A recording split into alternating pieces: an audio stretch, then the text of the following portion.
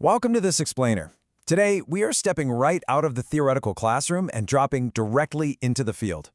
Listen, we're looking at a high-stakes, absolutely mission-critical environment here. Thousands of people are literally relying on your expertise every single second of the day. Just imagine it, a whole city where suddenly screens go completely dark, text messages fail to send, and worst of all, emergency 911 calls just drop dead. That is exactly what happens when the network goes offline. So today, we're breaking down the gritty operational realities and the intense, fast-paced troubleshooting of the telecommunications frontline. Okay, let's dive into this. The RAN, or Radio Access Network. It really isn't just some abstract concept floating in the cloud. It is the physical, tangible infrastructure that serves as the absolute bridge between a user's mobile phone and the massive telecom core network. For a field technician, the RAN is your primary battlefield. We're talking about a sprawling network of physical mobile tower sites. And if this specific equipment fails, boom, thousands of customers instantly lose their signal. There is zero buffer here, folks. It's an environment that demands immediate, precise action. So, here's our battle plan for today. First, we'll map out the critical components. Second, we're tackling VSWR and cable damage. Third, we'll look at optical link failures. Fourth, we'll hunt down external interference. And finally, number 5, we'll wrap up with the ultimate preventative maintenance checklist.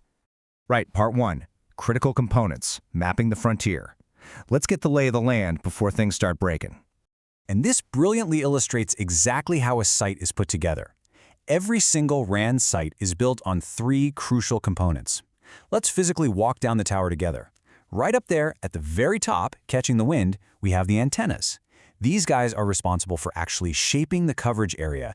They literally dictate where the signal goes. Now, right behind those antennas is step 2, the RRU, or Remote Radio Unit. Think of this thing as the translator. It takes digital data and converts it into those high-power radio signals that get broadcasted out to the world. Finally, we travel all the way down to ground level, usually tucked away inside a sturdy outdoor cabinet, and we find the BBU, the baseband unit. The BBU is the undisputed brains of the operation. It processes all the signals and acts as the crucial connection point linking the entire local site back to the main network backbone. Moving on to part 2. Problem 1. The copper/fiber trap. Now we step into our first major field conflict. Okay, picture this. You arrive at a site, pop open the cabinet, and bam! You are met with a flashing, angry red alarm, VSW alarm. This is usually accompanied by a total link failure, and let me tell you, this is a critical situation. VSW basically means that the raw radio energy, which is supposed to be powerfully blasting out of the antenna to reach mobile phones, is actually reflecting backwards. It's hitting a roadblock. Actually, scratch that, it's worse than a roadblock. That high-power energy is bouncing right back into your incredibly sensitive equipment. It's a massive issue.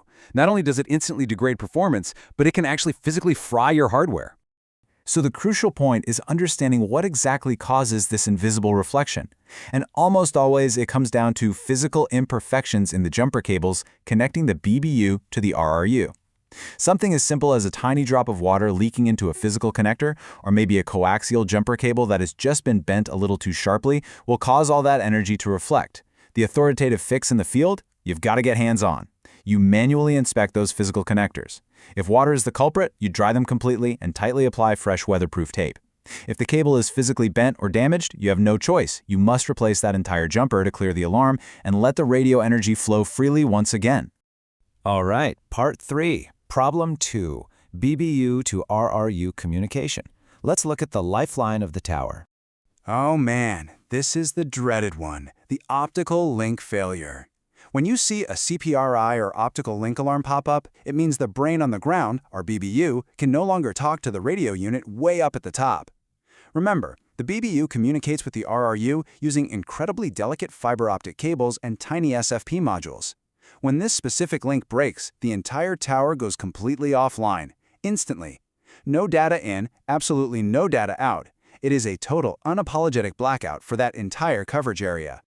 Now, what's really wild is how absolutely tiny issues cause such catastrophic outages.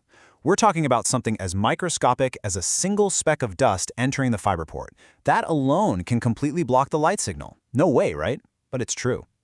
Alternatively, the incredibly high heat inside these ground cabinets during the summer can cause the SFP module to literally burn itself out.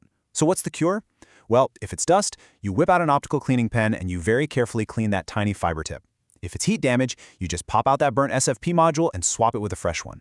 Once you do that, you hold your breath and watch for those link indicator lights on the BBU baseband board. When they finally click over to green, you know you've just single-handedly brought the network back to life. It's a great feeling. Let's pivot to part 4. Problem 3. External threats. Because sometimes the enemy isn't your own hardware. This right here might just be the single most frustrating scenario for a field technician. Imagine this. You pull up to the site. There are 0 alarms on your BBU. Your fiber links are perfectly clean. Your jumper cables are dry, straight, and taped up tight. Your site is technically flawless. Yet customers in the area are constantly complaining about dropped calls and just terrible signal quality. What's happening? Well, your beautifully clean radio waves are being hijacked by messy, distorted waves from an outside noise source. You, my friend, are dealing with external interference. These invisible external enemies are tricky because they're usually caused by things entirely outside the telecom company's control. Someone in the nearby neighborhood might have decided to install a cheap, illegal signal booster, and now it's just flooding the spectrum with garbage noise. Or maybe there's a piece of old, malfunctioning electronic equipment in a nearby warehouse that's actively leaking interference right onto your specific network frequencies. To fix this, you literally have to go hunting. You bring out a specialized spectrum analyzer tool, and you scan the actual airwaves. You physically track down the source of that noise. Once you find it, you either work with local authorities to get it shut down, or you physically shield your site's antennas to protect them from the interference. That's how you restore clean radio wave quality and call reliability. Let's move to and see how this builds into part 5, the fix, preventative defense. Time to stop reacting and start defending. Now, what's really interesting about this slide is that it serves as your ultimate field cheat sheet. It perfectly maps the symptoms directly to the cures we just talked about. Over on the left, we've got our 3 main alarms: VSWR, optical link, and interference.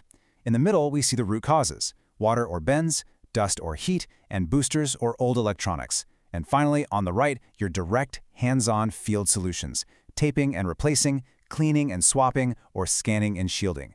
Look, truly understanding this matrix is the dividing line. It's the difference between a rookie technician who just guesses and a master engineer who solves problems methodically.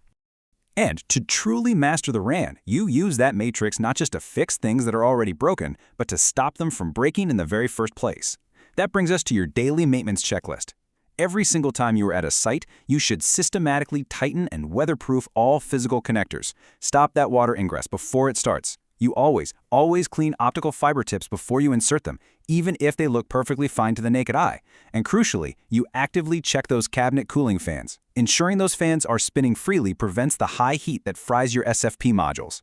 Following this simple checklist is exactly how you keep the lights green and avoid massive outages. And that brings us to the most important question of this entire explainer. You see, a truly successful RAN technician doesn't just sit comfortably in a truck, sipping coffee, waiting for a flashing red light on a screen. They actively, aggressively engage with the infrastructure.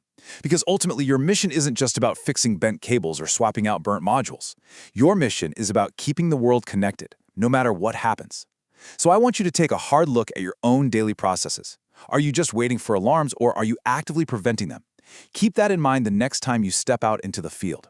Thanks so much for learning with us today.